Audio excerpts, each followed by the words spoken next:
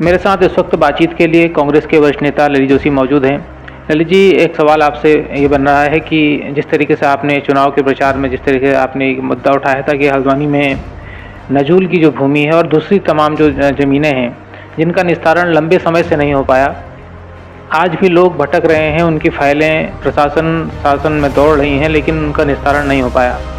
क्या कुछ कहना चाहेंगे? लोग परेशान हैं और एक बतौर जनप्रतिनिधि के आपसे भी उम्मीदें लगाए हैं। देखिए, सरकार का जो एंगल होता है वो अपनी जनता के प्रति पिता पुत्र जैसा होता है। कहीं पर अगर गलत करा जाता है तो पिता उसको डांटता है, लेकिन कहीं अहित नहीं होने देता पिता अपने पुत्र का।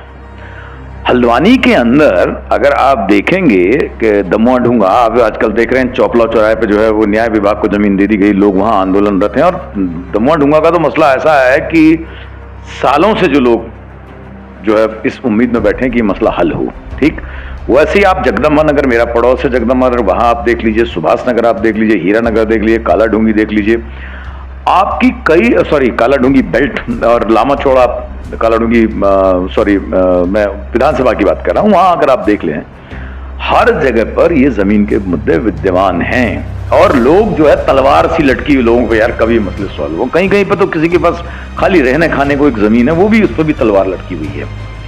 आवास विकास में भी मैं आपको सही बताऊं, कई जमीन है, भूमि ऐसी है जिनका निस्तारण अभी 25 साल उत्तराखंड बनने के बाद भी उत्तर प्रदेश और उत्तराखंड के बीच में परिसंपत्तियों में जो है मसला फंसा हुआ है कई पर।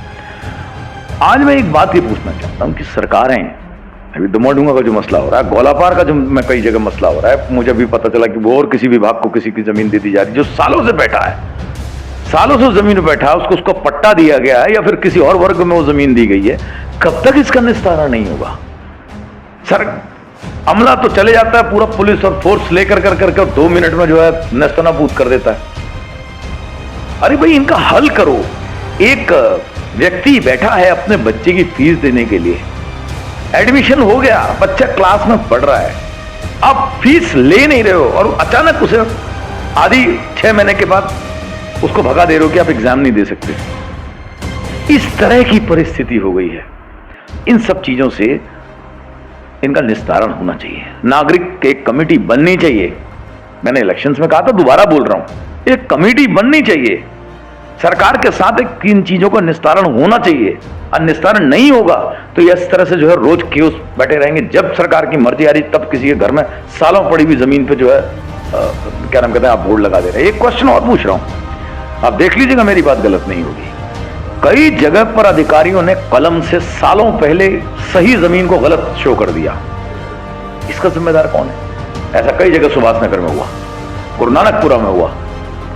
यहां तक भी सुनने को आया है कि 2-2, 3-3 बार नजूल भूमि के पैसे सरकार ने जमा करा लिए, लेकिन तो उनकी भूमि जो है और एक कौम में भूमिदरी नहीं करी।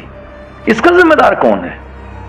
ये बदमाशी टाइप की जो चीजें नहीं होनी चाहिए, इसका निस्तारण होना चाहिए। लोग परेशान हैं और नहीं अगर होगा इसका निस्तारण तो मैं आपको एक बात को बता दे रहा हूं, मैं ये चाहता हूं कि मैं सरकार से और उनसे विनम्रतापूर्वक अधिकारियों से कहता हूं कि इसका निस्तारण करें, अन्यथा लोग उठेंगे।